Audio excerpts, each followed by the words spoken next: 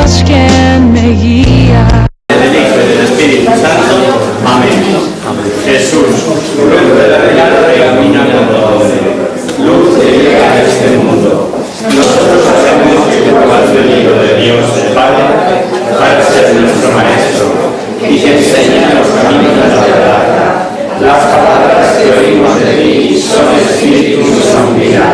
Pero quien es digno de abrir el libro moviendo el sello, tú solo, tú que tienes que cuidar con nosotros y nos compraste a Dios en tu sangre. Danos a conocer los misterios del reino de Dios y las inagotables riquezas de tu corazón. Descúbrenos los tesoros de la sabiduría y de la ciencia de Dios que en ti se ocultan. Haz que tu palabra penetre nuestras almas, guíe con nuestros pasos, ilumine nuestra senda, hasta que la manera del día y se disipen las tinieblas. Tú que vives y reinas por los siglos de los siglos. Amén. Muy bien.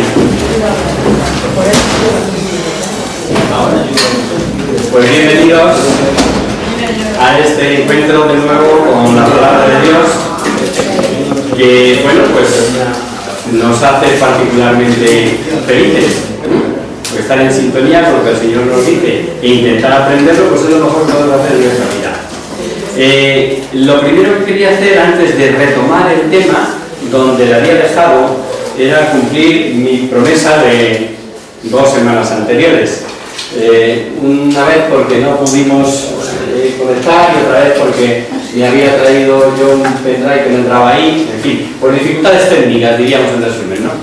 Entonces, esto que veis ahí es Mesquito, y estas son las caballerizas de Salomón, que estas ruinas, ya os dije que en el 2005 habían sido declaradas de interés cultural por la UNESCO.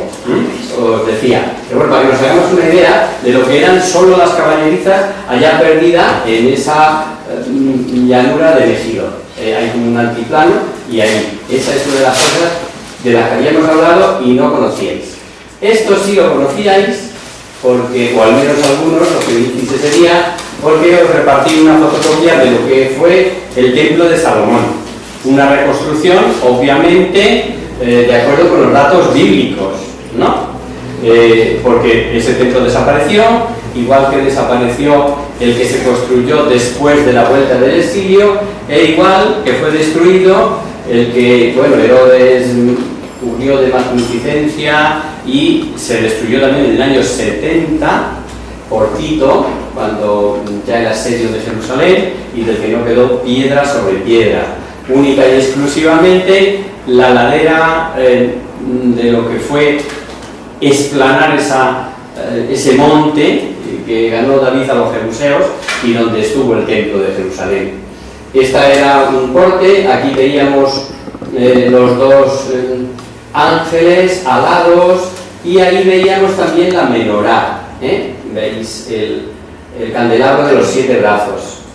Decía que eso era mucho más amplio, ¿no? Que en la explanada del templo había más cosas. Pues aquí las tenéis. Este era el templo, no sé si alcanza a leerse.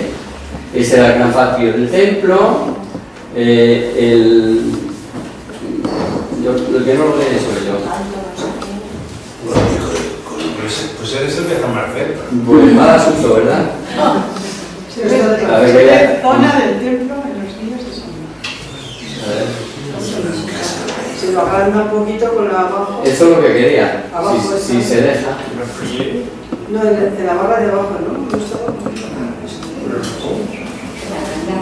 Ahí lo veis un poco mejor, ¿no? Este es el monte Moria, donde Abraham quiso sacrificar ¿a quién? ¿Seguro? A Isaac, según nosotros y según la Biblia. Según los agarenos, porque la mujer era Agar, según fue a Ismael. De ahí vienen los árabes, los ismaelitas. Por eso esto tiene tantísima importancia para todas las religiones. Todos queremos el mismo sitio. Os lo contaba, ¿no? Este era el pórtico del trono, está la casa del bosque del Líbano, este es el patio de las columnas, este es el palacio de Salomón, porque bien te he dicho, y esta es la casa de la hija del faraón, su mujer.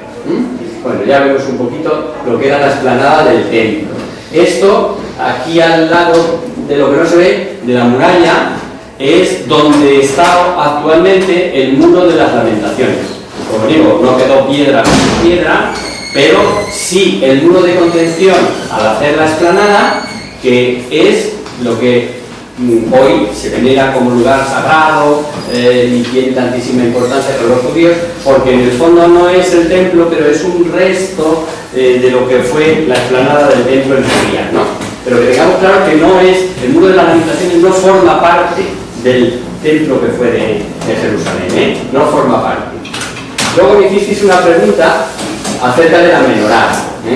Es este candelabro de los 7 brazos en el que manda, lo tenemos también en la Biblia, construir este candelabro de esta manera. En la simbología israelita, cada uno de estos brazos tiene un significado.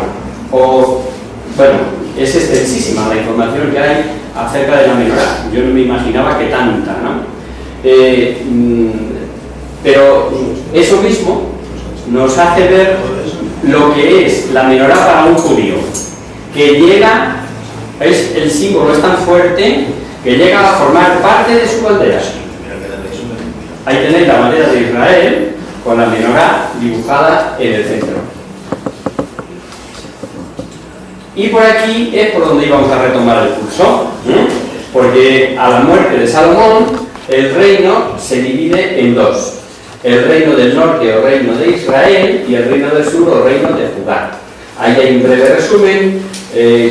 Lo que duró el reino del norte fue del 933 al 721 a.C., o sea, 212 años, que lo formaban 12 tribus y la capital era Samaria. Ahora veremos algo relacionado con la capital, con Tirsa y Samaria. Creo que va a salir hoy. Y luego el reino del sur, el reino de Judá, que son 2 tribus, la tribu de Judá, la de Benjamín y quizá una pequeña parte de la de Simeón, y que duró más tiempo.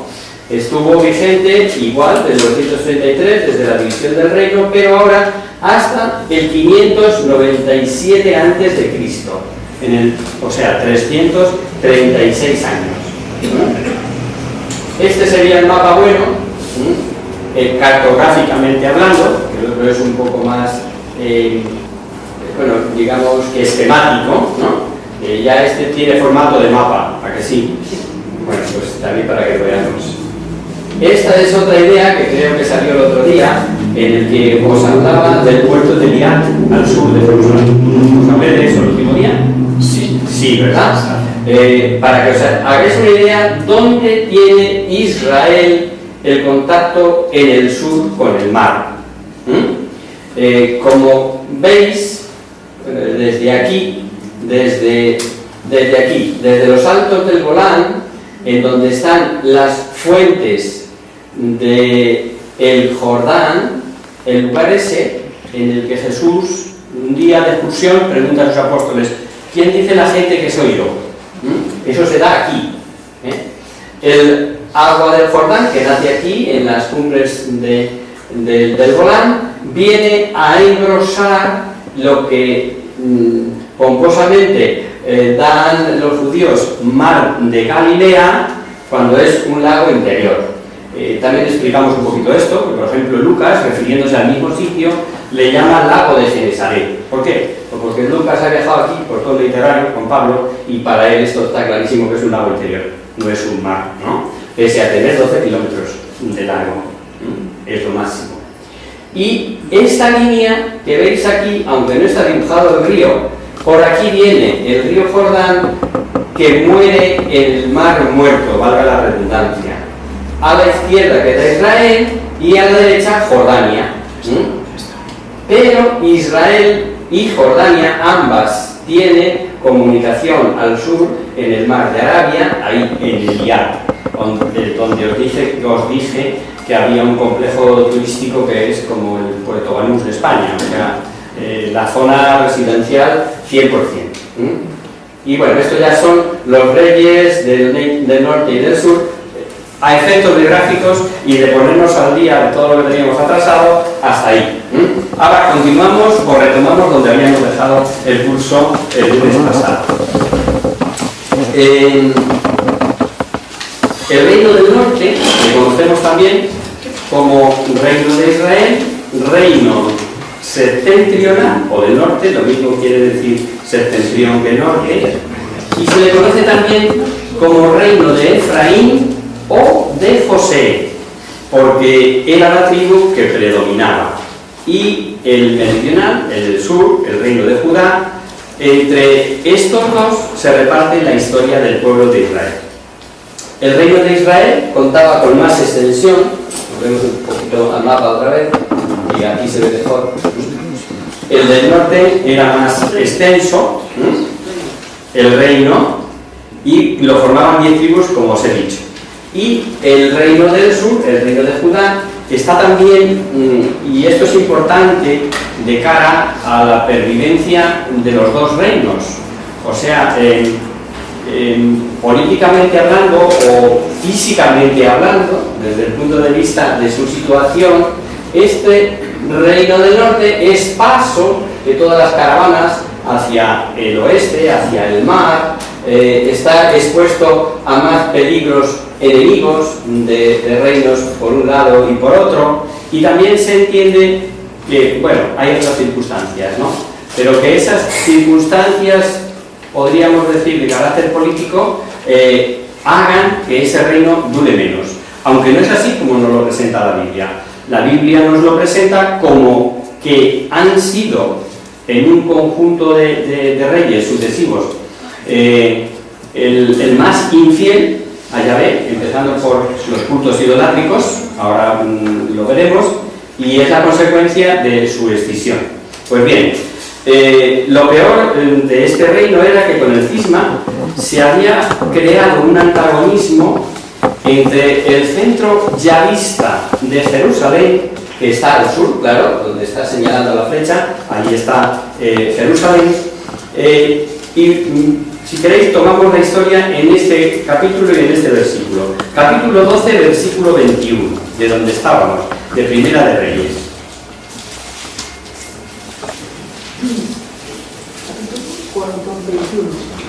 Roboán llegó a Jerusalén, convocó a la casa de Judá y de Benjamín 180.000 hombres de guerra para luchar contra Israel y recuperar el reino. Claro, después de que el otro se le va con 10 y Israel a tus tiendas, con 10 tribus, me refiero, no con 10 personas, con 10 tribus al norte, Israel a tus tiendas, etc., ¿qué hace el hijo de Salomón, Roboán? Inmediatamente convoca a la gente y dice, vamos a recuperar lo perdido, vamos a atacarles.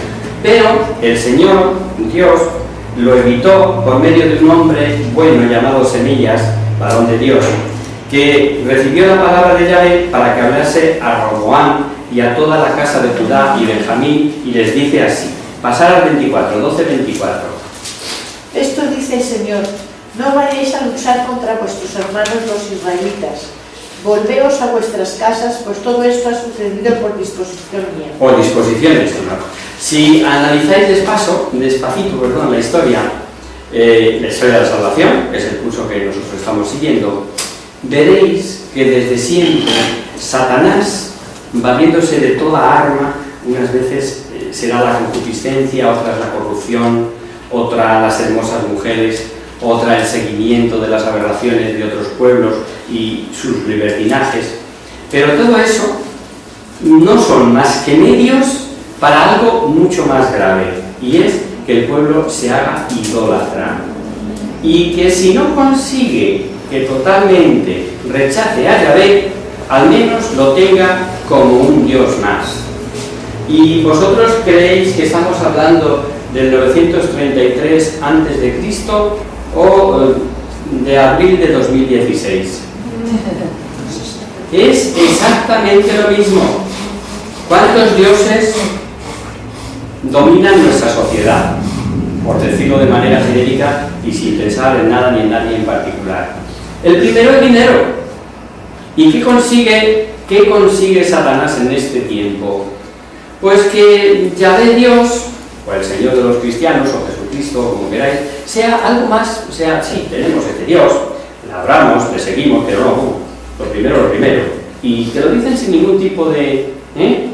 Cuando está lo de la salud, dinero y amor, pues el mal llamado amor en muchas ocasiones parece que se tiene el pleno al 15, y no es cierto. Se puede ser muy rico, se puede nadar en dinero y estar con el corazón vacío. Desgraciadamente es así, pero sigo, porque no quiero pararme mucho, si no terminamos el curso, ¿no?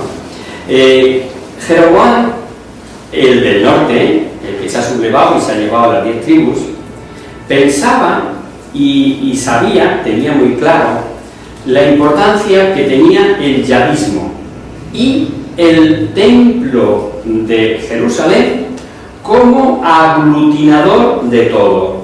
El culto en Jerusalén, pensaba astutamente, y además el geógrafo así lo advierte, que el reino podía volver otra vez a la casa de David, mejor leer, en el 12:27.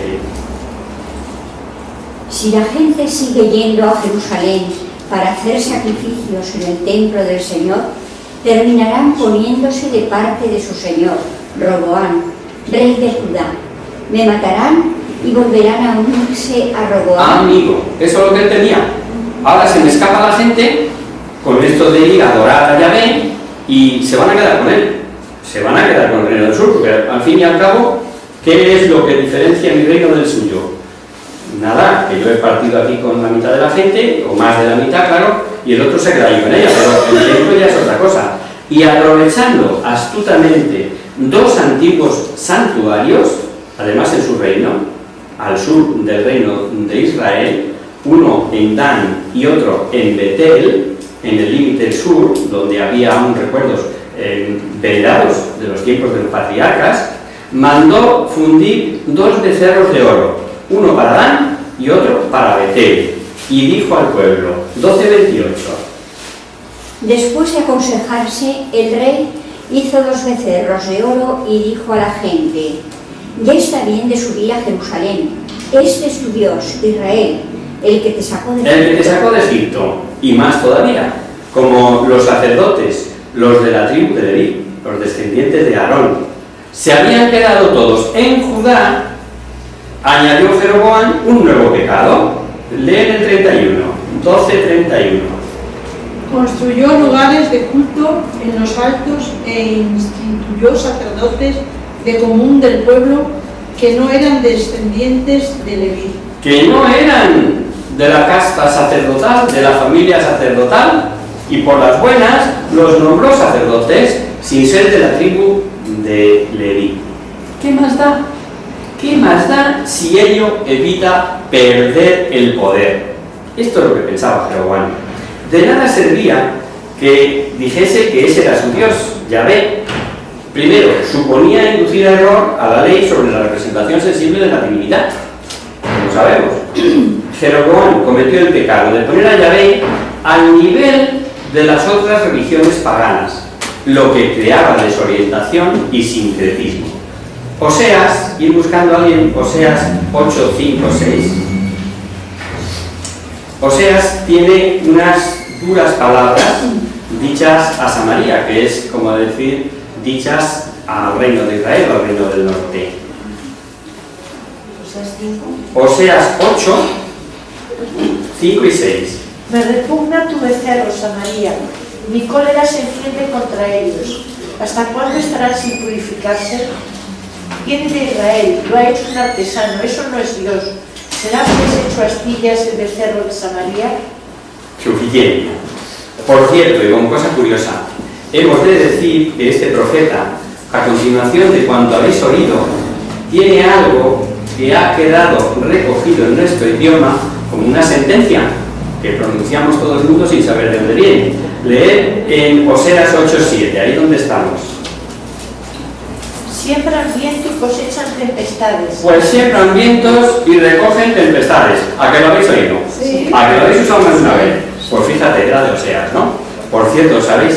Esto que no nos oiga nadie. ¿Sabéis quién es el profeta más hijo de todo el Antiguo Testamento? ¿No? Oseas. Bueno, era para distinguir un poco también. Efectivamente, Samaria fue aniquilada y cautivos los israelitas fueron llevados a Asiria. Un profeta, cuyo nombre desconocemos, aunque Flavio Josefo diga que se llama Jadón, sí sabemos que era un hombre de Dios, profetizó un suceso que ocurrió 300 años después y hasta cita el nombre de la persona que llevará a cabo la acción que él anticipa. Jeroboam, reconociéndose rey de reyes, un rey teocrático, sumo sacerdote, ofrecía sacrificios y una vez que estaba en el altar para sacrificar, entró este hombre de Dios y alzó su voz contra el altar gritando. 13:2. Y alzando la voz contra el altar, según la palabra de Yahvé, gritó: altar, altar, así habla Yahvé. Nacerá de la casa de David un hijo que se llamará Josías, que inmolará sobre ti a los sacerdotes de los altos que a ti te sacrifican, y sobre ti quemarán huesos humanos. Y el profeta, ante todos, dio como señal otro suceso, pero este ocurre de inmediato, y es que se quebraría el altar y se derramaría la ceniza que había en él.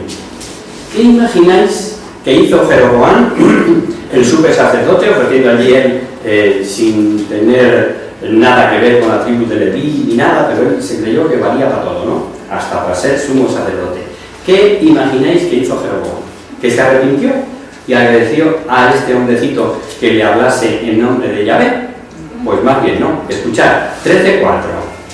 Al oír el rey Jeroboam las palabras del varón de Dios, lo que había gritado contra el altar de Betel, extendió su brazo desde el altar diciendo: prendedle. Así como estoy diciendo con el dedo. Prendedle. Porque el hombre no se convencerá de que contra Dios no se puede luchar. El desenlace fue lo que había dicho, que el altar se quebró, las cenizas que sobre él había se desparramaron y algo inesperado. Termina de leer el 4 que te he cortado. Pero la mano que contra él extendió se quedó rígida y no pudo volverla así. Amigo, se le quedó la mano rígida y no podía volver así. Y el desafiante rey, el que intentó eliminar al hombre de Dios, ahora le rogaba que intercediese ante Yahvé su Dios para que le pudiera volver a él la mano. El profeta imploró a Dios. ¿Y qué hizo Dios? No hace falta decirlo, ¿verdad? Viéndose ya con su mano el rey, quiso invitar y dar un presente al profeta, pero él no aceptó por cuanto así se lo había ordenado Dios. Aunque no vamos a ver que le engañe, criatura. Lee 13:9. Porque el Señor me ha dicho: no comerás ni beberás nada, ni regresarás por el camino que fuiste. Para tu vuelta ni nada, ¿verdad? Un dato muy interesante y que tenemos que tener en cuenta es que el don de profecía es un carisma que no supone necesariamente la santidad del sujeto. Veamos. Había en Betel un viejo profeta, sin duda no conforme con el culto de ese santuario, y enterado del suceso marchó al encuentro del profeta, que nada probó, ni pan ni agua, según le había ordenado Yahvé. Pero una vez le encontró, le pidió que aceptase su hospitalidad y mintiéndole le dijo, 13:18.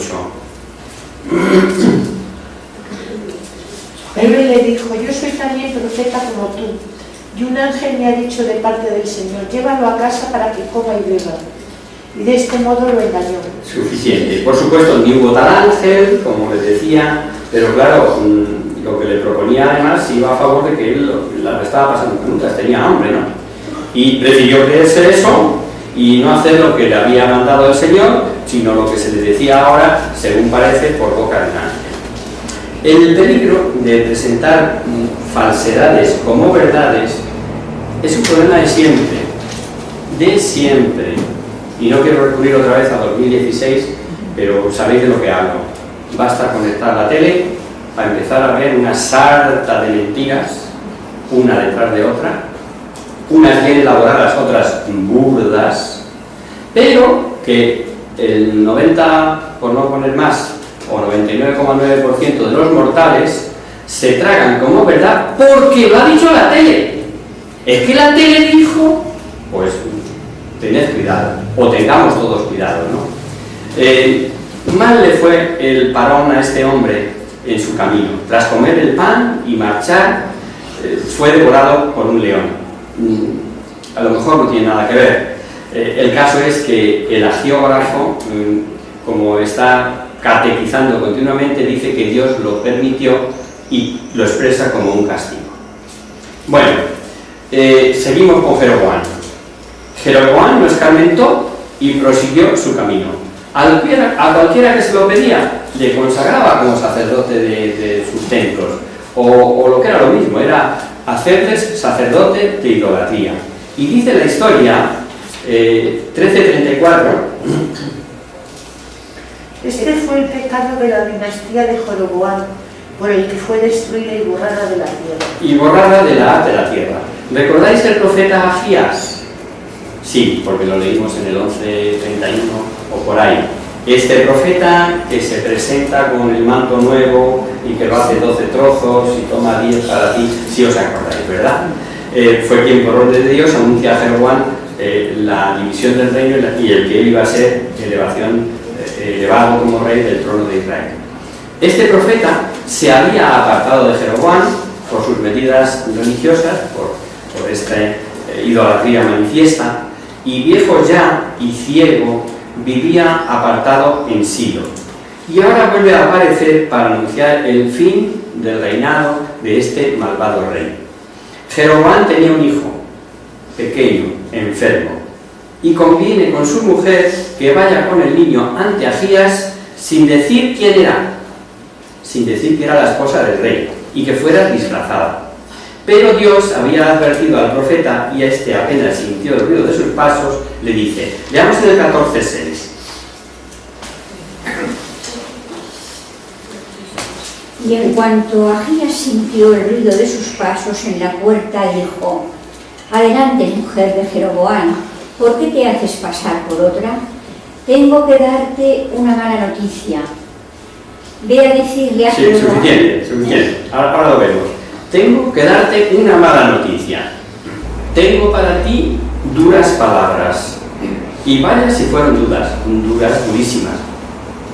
Le dio para Jeroboam este recado.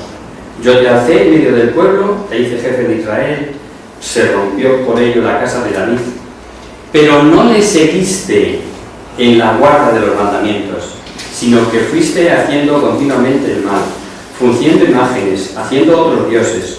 Anda, di a Jeroboam, vamos a ver lo que le dice que diga a su marido, en el 14:10. Por eso yo voy a traer la desgracia a tu casa, te exterminaré a todo israelita varón, esclavo o libre, y barreré tu casa a conciencia, como se hace con el estiércol. Perfecto, como se barren las basuras. Ya dominamos, después de tanto repetir, que el agiógrafo pone en voluntad activa lo que simplemente es voluntad permisiva, es decir, que Dios permite que las cosas ocurran porque en ningún momento violenta la libertad del hombre, de la persona humana, sea de la época que sea.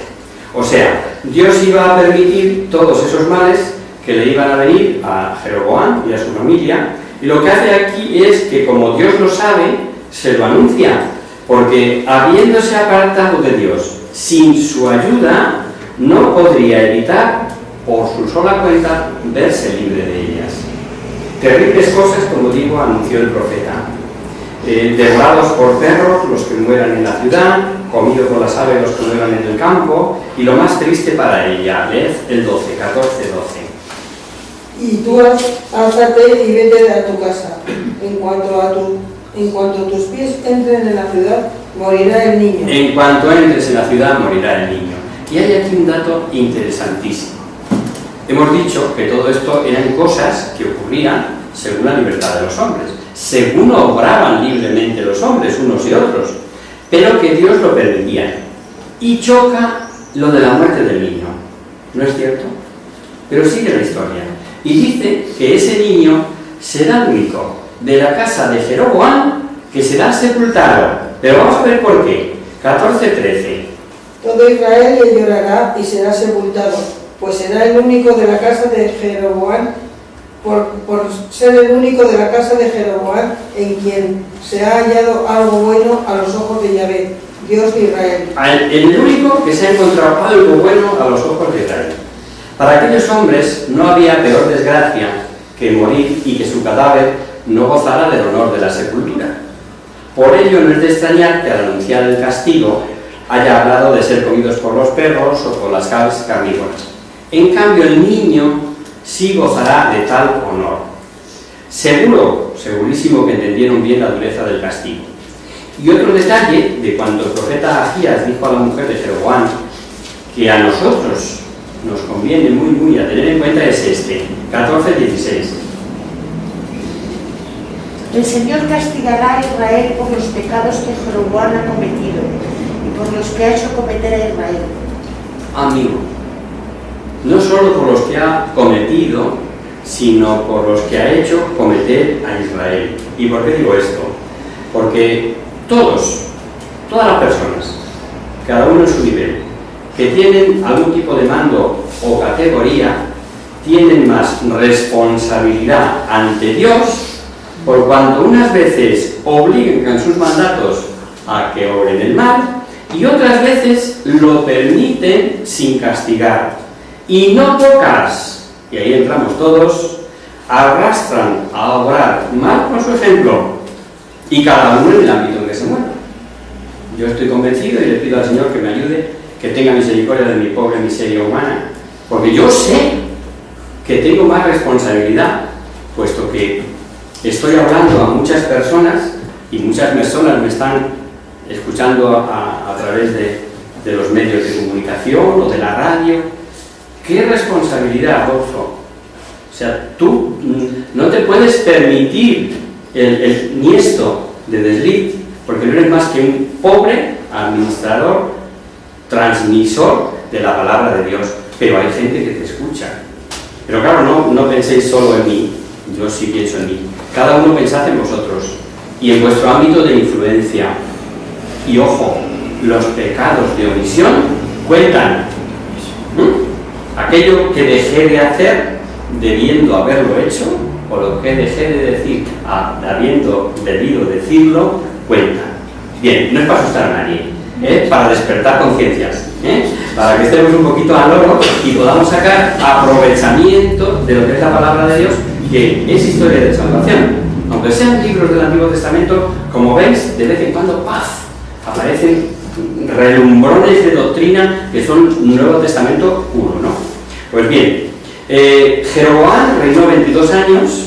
Al morir le sucedió un hijo suyo llamado Nadab, de quien Ricciotti dice que fue un dios fantasma, un rey fantasma, y como de los otros dice el texto que en sus 2 años de reinado, leed 15, 25, 26. El año quinto del reinado de Roboam, Sesat, rey de Egipto, subió contra Jerusalén. Saqueó los tesoros de la casa de Yahvé y los... ¿Qué es eso? 25, 26, 15. 15. Ah, 15, perdón, es que es 14. Es que me suena que... Nadab, hijo de Jeroboam, comenzó a reinar sobre Israel el Eso. año segundo de Asa, Ajá. rey de Judá. Reinó 2 años sobre Israel. Nadab ofendió al Señor imitando la conducta de su padre y los pecados que éste había hecho cometer a Israel. Correcto, o sea, hizo lo malo de nuevo como su padre, anduvo por los caminos de su padre y por los mismos que hizo pecar a Israel. Y bueno, ¿y el otro reino qué? Porque nos hemos olvidado de él. Pues basta una sola frase. Si Israel lloraba, Judá no reía. Mal pone la historia el comportamiento de Roboam, hijo de Salomón. Al hablar de su reinado leemos textos como este. Leer el 14:24. La gente del país practicaba la prostitución sagrada e imitaron todas las abominaciones de las naciones que el Señor había expulsado del medio de ellos. Esto en el sur. Esto en el reino de Judá. En su tiempo edificaron altos para cultos idolátricos y, apartado de Dios, carentes de una eficaz ayuda divina, pues ya sabemos. A los 5 años de reinado, el rey de Egipto atacó Jerusalén, saqueó los tesoros del templo, los de la casa real, y cómo no, si no se apoderó de Jerusalén, debió ser porque como tributo se llevó los escudos de oro hechos durante el reinado de su padre, de Salomón. Y Roboam tuvo que hacer otros para sustituirlo, pero claro, ya de bronce, no tenían otra cosa. A Roboam los historiadores nos lo pintan como un hombre duro, imprudente, amante de lujo, despótico, y no olvidemos que fue el verdadero causante del cisma, conseguir el consejo de sus amigotes jóvenes, que lo veíamos la último día, ¿no? La última emisión. Y recordemos también que enseguida quiso atacar a Jeroboam, pero que el profeta logró disuadirlo, pero no duró mucho. Mirad, todos hebreos, todos hijos de Jacob, y es triste que antes de ilustrarnos sobre la infidelidad de Roboam, el autor sagrado nos diga, 14:30. Hubo guerras continuas entre Roboam y Jeroboam. Guerras continuas entre Roboam y Jeroboam. Guerras entre hermanos por el dominio y el poder. Y a partir de aquí veréis que la Biblia en general nos va simultaneando la historia del reino de Israel y la de Judá. 19 reyes de Israel y 20 de Judá. O sea, casi los mismos, y eso que, como os decía, el reino de Judá duró 135 años más.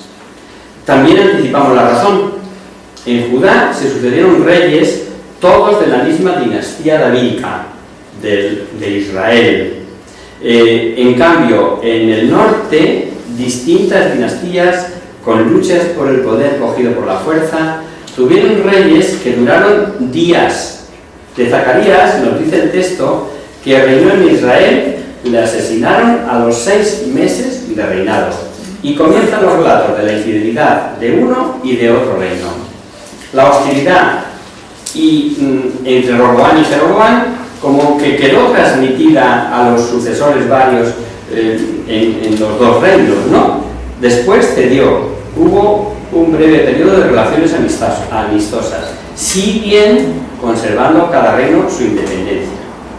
Del hijo y sucesor de Roboam, llamado Abián, nos dice la historia, leed en el 15:3.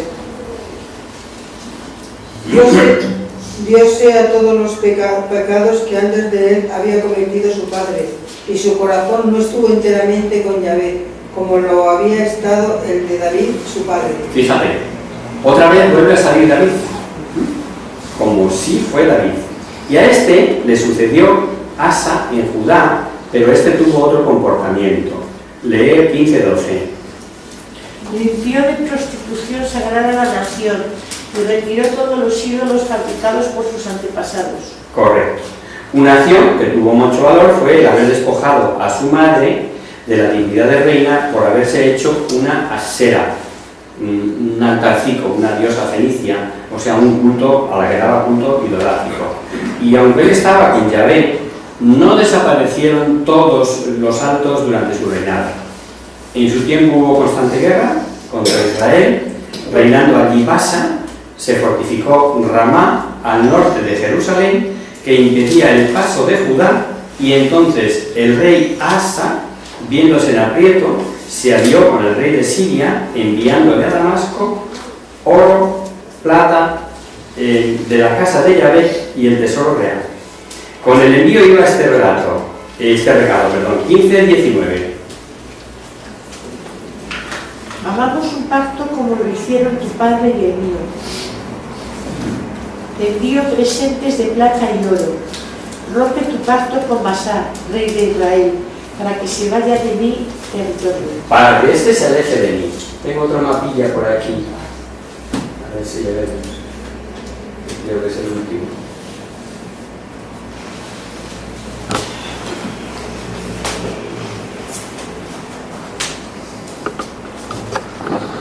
Estos son los reyes del norte. Esto, mi amigo Manuel, que es un excepcional secretario, lo vamos a pasar a vuestros correos, para que sepáis los distintos reyes, lo que duraron, ¿veis? Ahí, o sea, no es cuestión de que yo me pare a explicar eso, sino que voy a ir cogiendo los hechos más sobresalientes, pero ahí los tenéis bastante resumidos, tanto los de un reino como los de otro. Este es el reino del sur, el otro era el reino del norte, y aquí Israel y Judá. En este mapa se ve mejor. Se ve mejor porque se ve los imperios que rodeaban a ambos reinos, porque estos eran reinos, pero los otros eran unos reinos un pelín más significativos, ¿no? Aquí tenéis el imperio asirio. Ojo, no le perdáis de vista porque va a venir para abajo y lo va a barrer todo. Sin embargo, cuando hablamos de Siria, no de Asiria, estamos hablando de del reino de Arán, que así se le llama también, cuya capital es Damasco. Este es el reino de Amón, las ciudades, en fin, un poco ahí nos hacemos idea de dónde están enclavados los dos reinos, el del norte y el del sur. Todo, para que lo tengáis ahí presente mientras voy hablando de esto. Le dice: rompe la alianza con Baasa, rey de Israel, para que éste se aleje de mí. Hay detalles en estas historias que demuestran, fijaos, este es uno de ellos, la historicidad y la sencillez del escritor. Un ejemplo, al hablar de este rey de Judá, fijaos lo que nos dice, que esto debe ser importantísimo de cara a la historia, en el 15:23. El resto de los hechos de Asa, todas sus hazañas, cuanto hizo, las ciudades que edificó, no está escrito en el libro de las crónicas de los reyes de Judá. Al tiempo de su vejez estuvo enfermo de los pies. Importantísimo esto, ¿eh? Si nos hubiera dicho que cesaron las guerras o que consiguió el sincretismo, que acabara la idolatría o el sincretismo, estuvo enfermo de los pies. Pues bueno, vale, perfecto, ya quedamos enterados, ¿no? Voy a lo que es la sencillez de la narración. Y este pasaje, que ya ha salido en la historia como rey de Israel, leemos que igual hizo lo malo, mejor leerlo, en el 15:34.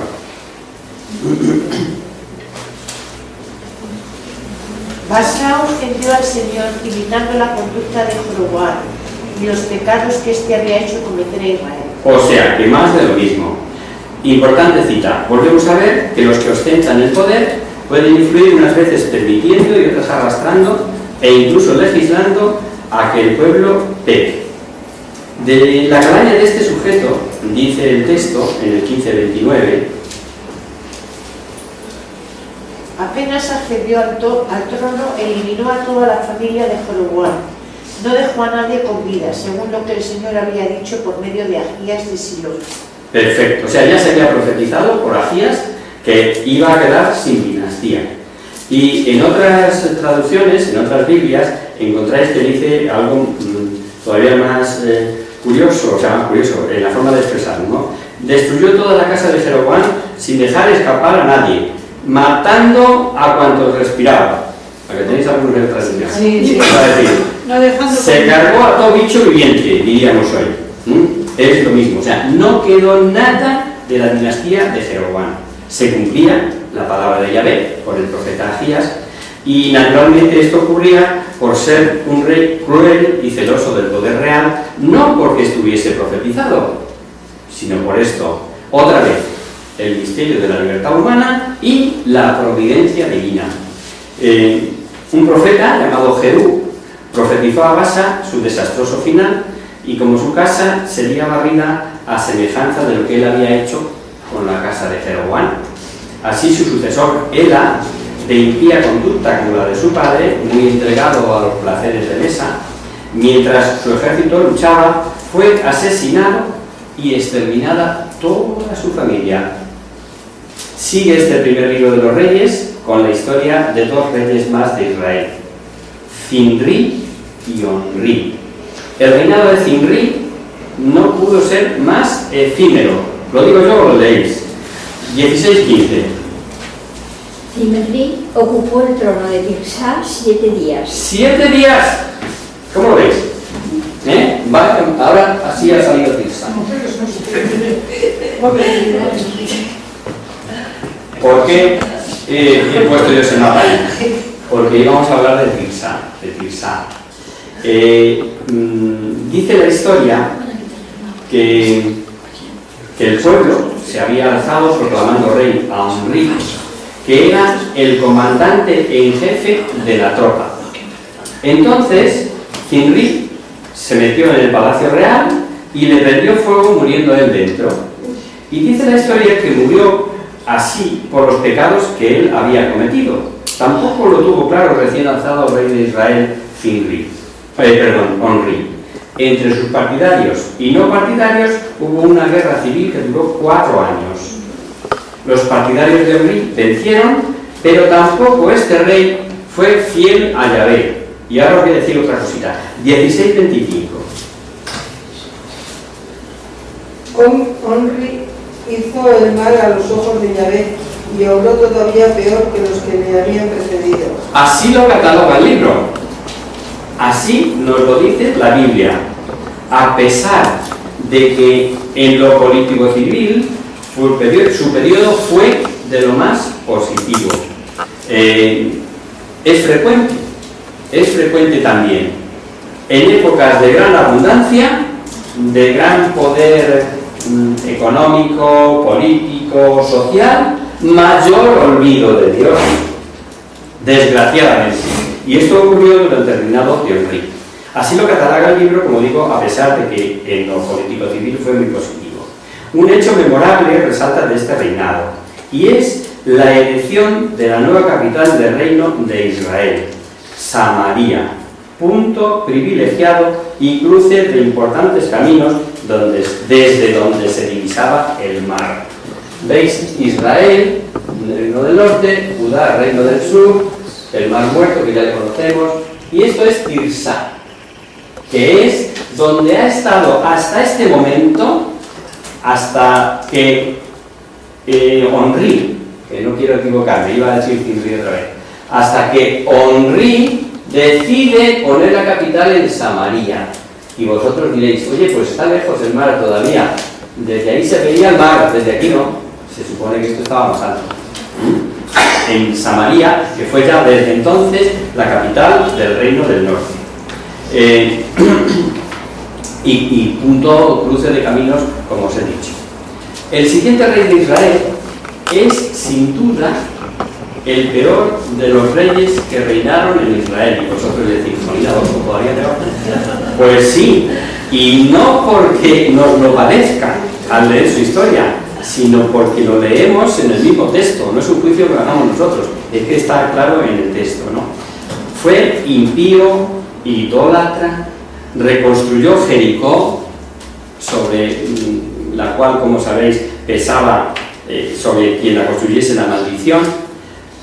Ojo a esto, sacrificó como primera piedra de la ciudad a un hijo suyo y como puesta de las puertas, o diríamos hoy fin de obra, o cogida de banderas o recogida de aguas, la construcción otro hijo. Uno para empezar, otro para terminar. Totalmente dominado por su mujer, a ver si adivináis quién, verdadera víbora, la famosa Jezabel. Era hija del rey de Tiro, que además del rey de Tiro era sumo sacerdote de Astarte y, por si fuera poco, ladrón y asesino. Con este rey Israel sufrió una ola de paganismo, y lo peor es que con tal rey Israel alcanzó otra vez, se da la paradoja, un periodo de gran esplendor económico. Pero, y como es la hora, lo dejamos aquí, y el próximo día continuamos viendo esto, y viendo quién era Jezabel, y lo que hizo después, y todo eso. ¿Vale? Pues venga, nos vamos. Vamos a la vez y nos vamos. En el nombre del Padre, del Hijo y del Espíritu Santo. Amén. Virgen, bella reliquia del cielo, en cuyo rostro se miran los santos y se conectan los ángeles. Haz que nosotros y vosotros nos parezcamos a ti, y que nuestras almas vayan entrando de desesperación, que no decae con los años, sino que brilla en la esperanza. María, sol del cielo, despierta tu la vida donde haya muerte, ilumina los espíritus en que haya tinieblas, Dios, concédenos un deseo de tu luz y fervor. María, poderosa como un ejército, concede a nuestra vida la victoria. Somos alegres y nuestro enemigo se sobrevece con tantos estragos, mas con tu manera nos sentimos seguros de vencerlo. Él conoce el poder de tu pie y tiene la majestad de mirada. Sálvanos, María, bella como la luna, única como el sol, temible como un ejército ordenado, que levantará el pie de guerra, no por el odio, sino por la llama del amor. Muy bien, pues hasta el próximo lunes. Os quería hacer una propuesta.